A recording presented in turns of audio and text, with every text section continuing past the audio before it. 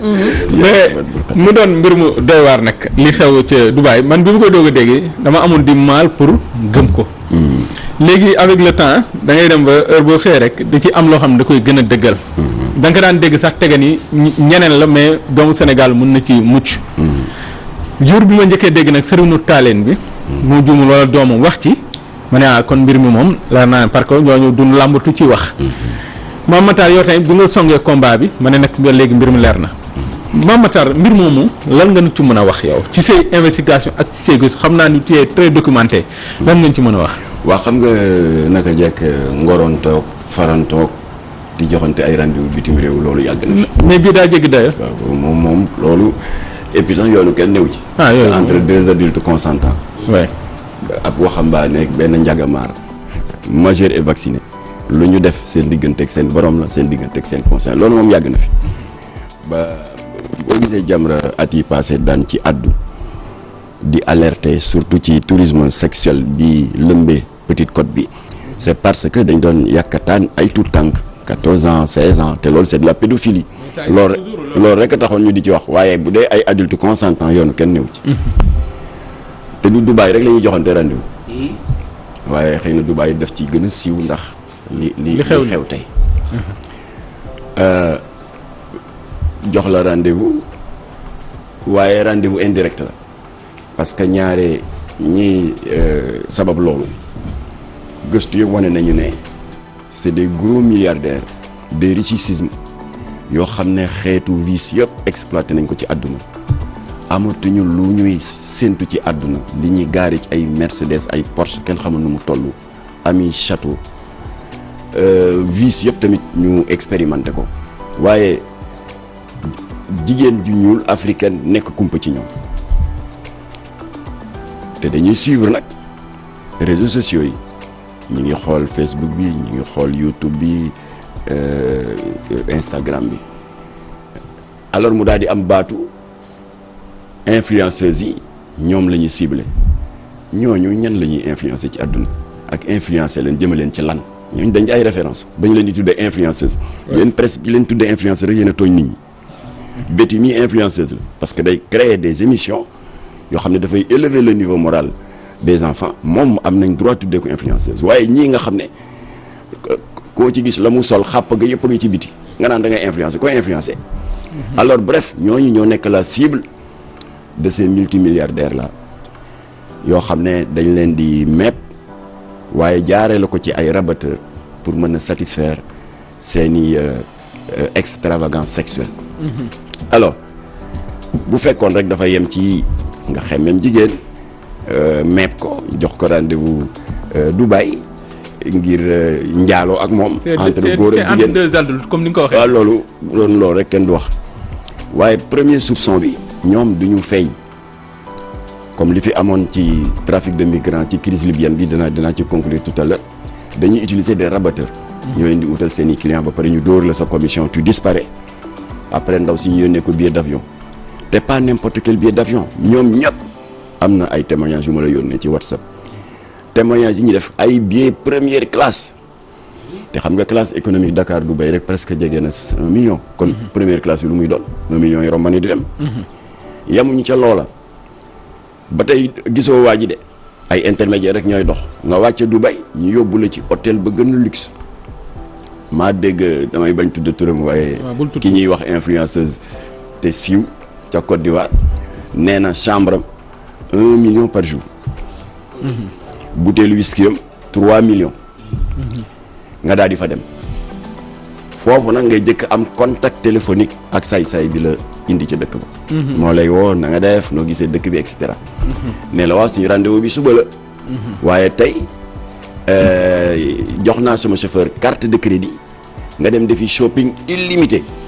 c'est-à-dire da ngay dem dans des magasins de grande marque jënd lu la neex amul waaw est-ce que xaalis bi des na nee na la shopping illimité nga jënd sac en cuir dernier modèle yi prêt-à-porter des grandes marques européennes les plus rares et les plus chères sotti ci maalu oto bi demaat jëlaat ba amatoo foo def bagage waaw nga doog a dugg ci oto bi nag ñibbi sa hôtel du la fa fekk si de dafa lay woo nag ne la bon ça va installé nga mu ne voilà mu ne léegi suba waxtu sàngam ma nga fekk ma bërëb sàngam li ëpp ci témoignage yi ba ñuy dem dañu defee ne xëy na pour am intimité rek ak waa ji ñu fay leen seen xaalis ñu dem première surprise mais c'est pas dans tous les cas dañu fekk waa ji il était accompagné 3 wala 4 punkalum waxambaane comme moom ay gori quoi waaw ñu daal di la xamal ne ba ñun partout la ñu xam parce que nous sommes des amis on se partage tout. maanaam ne luy partout maanaam ci wolof da lay seq di la séddoo. ñu ne mooy njaaloo goo xam ne groupe lay doon. da lay seq yow kot ku jigéen ki nga war leen dékku. alors ndaw si ndeysaan dañu flouté kanam gi waaye nee na keroog amul lu ñu ma deful ba ma fa jógee dama am des saignements partout ñu doog ma defal du chèque ñoom liquide la ñuy jox $10,000 alors $10,000 pour partouze ça te fait 5 millions. am na keneen ku wax ni te li ci am solo ba jox crédibilité scandale bi ndax ko ci barma dafay naan nettali ci lamiñu borom la daxee ñoom ci seen bopp. ñoo ko nettali ñoo nettali te dinaa la wax lu tax ñu nettali te daaw ñu nettali. kenn ku ne waa ji daf ko ni mën nga ñëw waaye dama am suma jarbaat boo xam ne fukki at ak ñeent rek la am xamagul dara dama bëgg rek nga xamal ko xam nga boobu sax garaawul ndax. jigéen ju saay-saay rek di jàngal xale saay-saay boobu garaawul am na beneen koo xam ne dafa amee berger allemand mu ne man sama vice man soxla ma jigéen waaye seetaan jigéen juy njaaloo ak mala boobu $15,000 la mu war a tolloog à peu près 12 millions de francs CFA voilà alors bi ci yéeme nag te kooku benn ñëwul ci boobu camerounaise la dal yónnee naa ko sa njóogu te moo indi coow li te sa naataango yi nekk C8 mu di une chaîne française très crédible def ci gëstu Cyril Hanouna invité ay spécialistes am na ci benn docteur bu ñu invité c'est un spécialiste en scatophilie ñu ne ko waaw luy scatophilie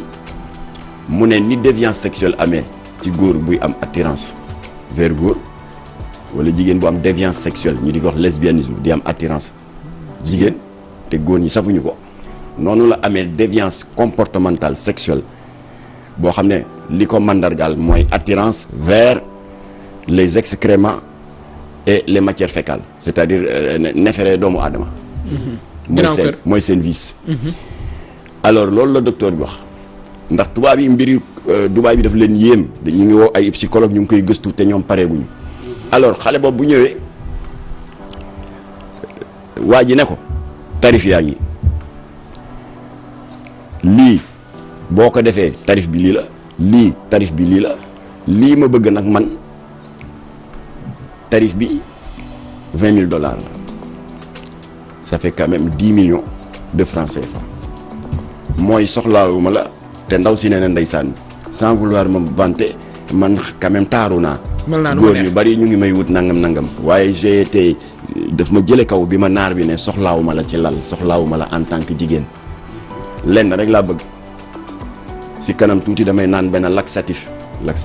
moom boo seeree wala nga amee constipation moo lay yeewi rek moo lay libéré pharmacie boo dem ñu ngi ko fay jaay dans 15 minutes nag fii ngay tëdd jaaxaan man ma yéeg ca kaw ci benn espèce u affaire bu ñu defar en bois nga dékku sama ayu gannaaw kër ndaw si ne ba mu ko déggee laajaat ne ko nga ne la mu ne ko waa damay këfin sa kaw ndaw si ne garaawul bu ko defee rek damay daw gaaw dugg ci douche bi sangu mu set l'essentiel naam sama 10 millions waaye ba kan naar bi defee te nee na ba naar ba jëlee laxatif bi am na ci pot bu mu ko dugal pot ba mu am lu mu ci sotti kenn xamul lan la saafara la xamuñu lan la parce que fétichisme def si am dina am lu ma ci leeral léegi nee na ba mu ko defee tiim ko yebbi ko musibaam yëpp mu bëgg a jóg daw naar bi ne ko non da nga koy lekk parce que loolu la ñuy siñante loolu la ñuy siñante ndaw si nee na ma lekk ko avec beaucoup de dégoût ba ma pare ñu jox ma suma 20 millions nee na keroog laa daw génn Dubaï te sama sens te nee na sama sens mooy jotuma am emploi de domestique de maison ñooñu parce que ñooñu dañuy jël seen passeport confisqué ay esclaves sexuels fini alors sœuram bi ko poussé pour mu def témoignage yi wax na ni 4 mois après son retour de Dubaï fekk ñoom ndaw si da si jële wéré di quand même. Bien sûr. Parce que dinaa expliquer tout à l'heure pourquoi. moo di que entre parenthèses pour ngeen gën a comprendre loolu naar yi def ak lu tax ñu di ko def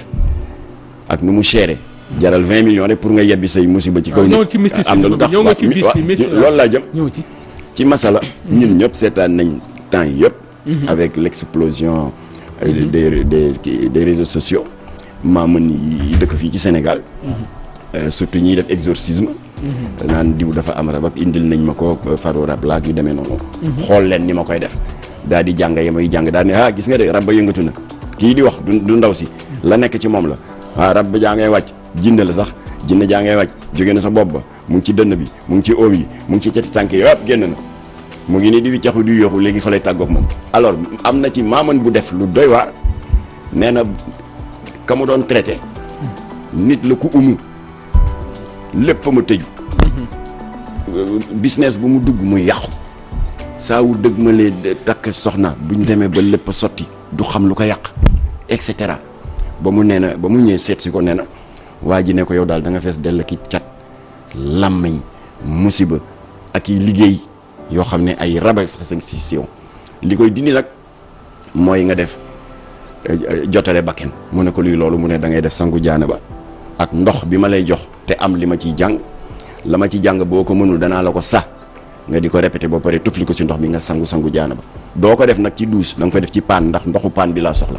ba mu paree mu jël ndox ma def ko ci potu ndaa fekk am na bëy bu ñu jënd yeew ko mu ne cocc ak yuuxoom yu bari ubbi gémmiñ gi di ko sol ndox mi parce que nee na ko yow ba nga defee jaana ba bi lépp wàcc na ànd ak ndox mi ci bëy bi lañ koy toxal nag bu ñu paree nag 1 litre bëy bi naan ko ñu rey ko def ko nangami sàmm mu ne ko tàggoo nga ak lépp musiba dem de la même manière bi Seydina Mohamed sallallahu alayhi wa sallam yàlla jox ko mission à son retour d'exil de Médine 12 ans mission bi ko suñu borom dëkk jox daf ko ne na bokkaale jeex mag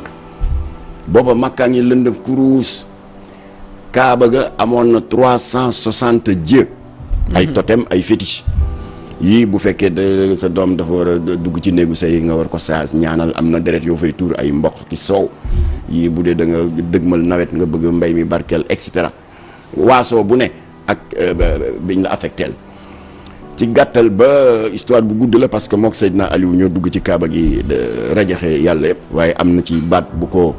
yon Jibril alayhi salaam doon sa mu di ko répété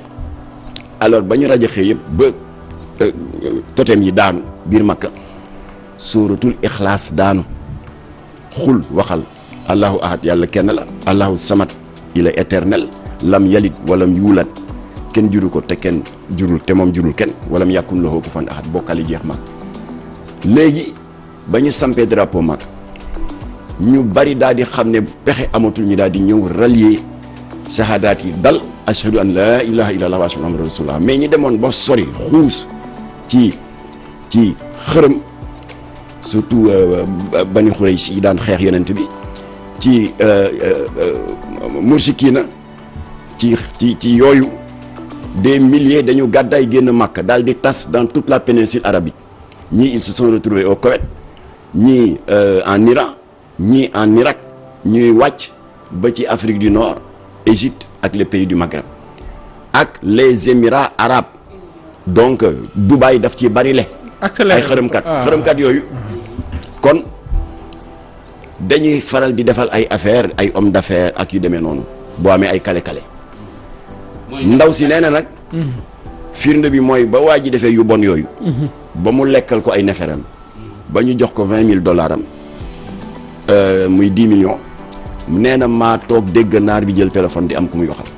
nee na arabe lay waxal nag waaye ci sama njort dafa mel ni dafa am ku mu doon rendre compte pour wan ko neen nag ma ko sante defee naa ko noonu ndaw sa nag ba mu ñibbee 4 mois après sërëm nee na daf sa jële wéridi def nañu dégg nga parce que c'est normal parce que naar bi yebbi na la ay ayibam mais surtout ay jàngoroom parce que bañ nañ ba tuddee mbir mi ginnaaw kër ndax xam nga suñu maam yi jamono bi toilette amul woon ci néeg yi dañ daan def seen i besoins naturels ca ginnaaw kër ga moo tax nefere doomu aadama ñu tuddee ko ci rafetal ginnaaw kër waaw kooku yebbi la ay ginnaaw këram te tubaab yi nee nañu la muy am ci ay microbe ay bactéries kenn xamul nu mu toll nooy def ba doo si jëlee feebar. mais Pape Matar léegi pour ñu accélérer pour parce que y a des invités yoo xam ne ñu ngi xaar ci leneen mais dama benn laaj rek laay laaj est-ce que parmi elles am na ay sénégalaises ak ban taxawaay moo ci war pour ngeen jug yéen di ci wax. foofu lay daanelee parce que am na rôle bu Macky Sall war a jouer ci mbir mi ni président Cameroun def Cameroun am na ñu mu sowe ndax entre parenthèses jigéen ñi bu ñu leen condamné li ci ëpp si ñoom elles ont été piégées dañ leen lalal ay ndëgg sërëx leen nax intermédiaires yi la ñu leen wax fii avant ñuy dagg seen billet dem ak lañ fa fekk yàlla ak yàlli la kon bu ñu leen xalab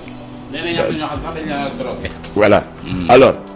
yow tax nga ba ma perdre le fil de mes pensées. waaw dama bëgg lii rek maanaam lu ma doon wax nga ñëw ci maanaam est-ce que y a des sénégalaises ak taxawaay bi ñu ci war a am parce que peut-être temps bi peut-être moo ñuy xaw a njëkk waaw loolu laa wax ci musique bi alors léegi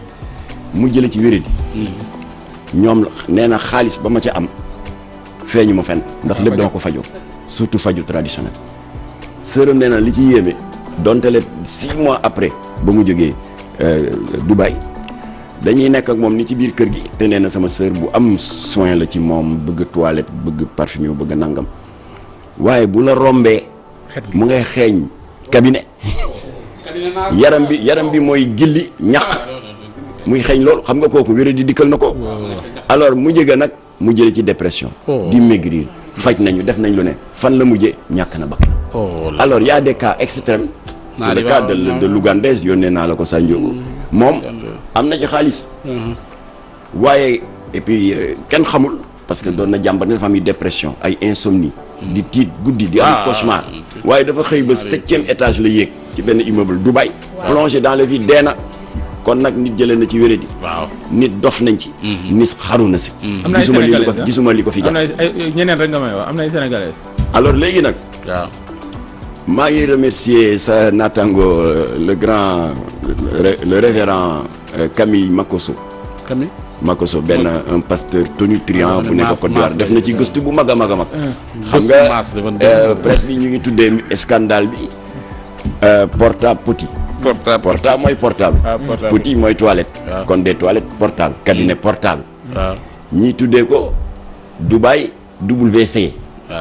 waaye Camille Makosso mu ngi ko surnommé le Kaka Gang parce que nee na c'est un groupe de gangsters yu nekk ci pays africains yi ñooy mepp xale yi di leen dugal ci musiba bi def na gëstu bu mag nag parce que il est très informé ba defar benn liste Côte d'Ivoire am na temps Mali temps Sénégal 43 am na des artistes des animatrices radio et télé am na dégg nga animatrice radio et télé waaye portable ak 11 miss ak waaw yéen daan wax naan Jamra dafa soldal miss yi 11 miss am na ci 11 miss dans la mafia de Dubaï Kaka ak ñan alors ak ay rappeur ak i góor jigéen Allah ñooñu li ñu def dagan na léegi nag rappeur léegi nag il faut faire la part des choses boo nee rappeur daf mel am ay góor buñ dajale woon góor jigéen ñi di leen porter il faut faire la part des choses am na ñu dem ñu toroxal leen ñu jël seen i xaalis ñëw am na ñu dem tak li tax ñu tak nag il faut ñu xam ko te il faut ñu dimbali leen moo di ñëpp seen témoignage yi bu dee liñ la diggoon fii c'est un emploi domestique boo demee booy ngay ne wala gardien wala babysitter di garder ay xale ñooñu ñëpp ñoo bokk benn kaddu muy ay sénégalaises ay ivoiriennes wala ay béninoises le patron ba di jëkk a def sa passeport lay jëkk laaj denc ko moom lay téye nga nekk jaam nekk esclave ñoom ñëpp nee nañ dañ ñuy dóor boo bañee dara dañ lay dóor alors ki ma la yónni ndaw soosu nga xam ne Cameroun na te président Cameroun moo ko dimbali xam nga lu ko sowee dafa ne comme que nangu nañ sama këyit te fii ku ñu gis ngay circuler ci mbedd mi la police est tellement sévère ci contrôle yi lañ lay jëkk def mooy arrêté la yóbbu la prison mu ne danaa sacrifier rek waaye naa génn ci enfer bi ñu jàpp ko yóbbu ko prison mais na rëccu na li tax mu yéex a def loolu ndax nañu koy traité en prison matul 1/10 ci musiba ak enfer ba mu doon daj ci kër ga alors comme que ñoom itam ils sont très légalistes bu ñu la jàppee te nga wax ban nationalité nga bokk dañuy woo sa service social ambassade wax ko service social ba ñooy fa ñëw ba recensé Camerounais ya fa ne contacter président de la République mu yabal leen avion ñu rawale leen delloo si leen kooku nag moo def acte bu rafet xale bi loolu ko sowe. waaw def na témoignage moo tax nañuy interpeller le président Macky Sall. waaw ne ko am na ñu dem def seen musiba rëcc dellu si. waaye ñi ñi téye seen passeport. parce que dañ leen diggoon un emploi domestique mënuñoo dem mënuñoo dikk. parce que ku amul passeport doo dem. dëgg la état moo leen mën a sauver. je répète ici que ñun Jamra ñu si par rapport ak li ñu gëstu. ñu ngi ci disposition Antoine Diome ministre de l'intérieur. ak Aïssata Tall Sall ministre des affaires étrangères ñu wax leen liñ ci xam ñun. ñoom ñu seet lu ñu mën a def pour sauver xale yi. parce que lu mel ni amoon na fi après la chute de Kadhafi. waaw xam nga dëkk ba dafa mujj nekk passoire. trafiquant d'armes yi profité ci. moo tax kalachnikov yu bari daal di watatu ba dugg ci Sahel bi yokk terrorisme bi. waaye tamit dafa amoon trafic d'êtres humains.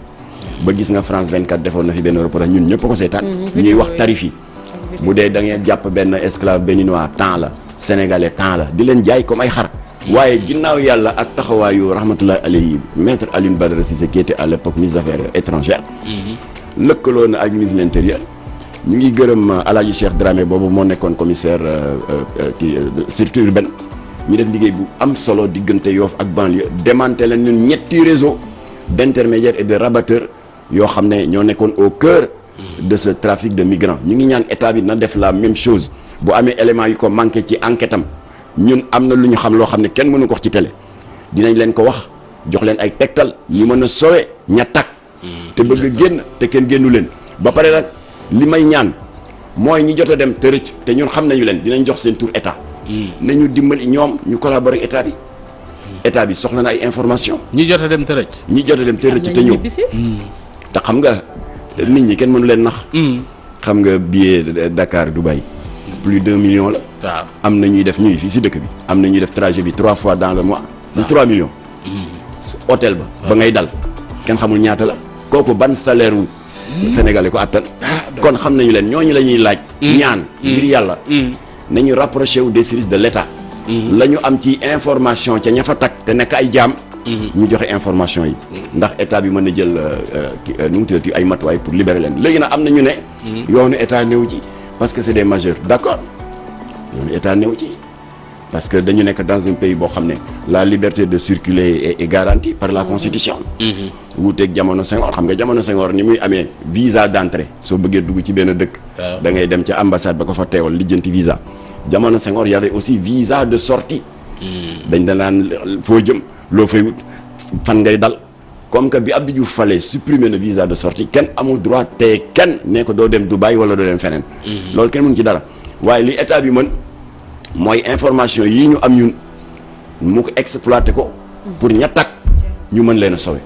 voilà kon nag vraiment maa ngi leen di remercier Taku Sow ci alerte bii ngeen def. ndax mbir mi dafa tiis lool. te may ñaan nag nañu bàyyi jigéen ñi ñuy xas ak di leen ŋaññ ay victimes lañu. parce que ñi ngeen war a dal seen kaw mooy voyou ak mafia bi nga xam ne ñoo leen mepp dig leen moo émerveille te la ñu leen wax ak lañ fekk ca place ba yàlla ak yàlla la. ñooñu la état bi war a jàpp te jigéen ñi nañ leen bàyyi di ña fa takk ñu dimbali leen fexe ba ñu dellu si incha allah. Mame Matar Gueye ONG Jamra ñu koy jaajëfal bu baax a baax. macha allah li am commentaire bi ñu ciy teg ajaratu. jaajëfal nañu la Omar Boun Khatab Gueye ñu jaajëfal ko rek encore une fois ci disponibilité moom Mame Matar Gueye di vice-président ONG islamique Jamra li mu fi wax am na solo lu nu mën a duut baaraam kon nag autorités yi dégg ngeen ko bu defe naa ni képp koo xamante ni bëgg nga ci jóg muy président de la république muy ambassadeur muy ku mënti doon da ngeen di rapproché wu de Jamra rek ñoom du ñàkk ñu jox leen éléments yi nu am ngeen booleeg yi ngeen am ñu mën a saafaraal bi les problèmes am na solo ñu ngi koy jaajëfal bu baax a baax ñu dem jëli ji musique ànd ak Sa Ndiogou ak ganam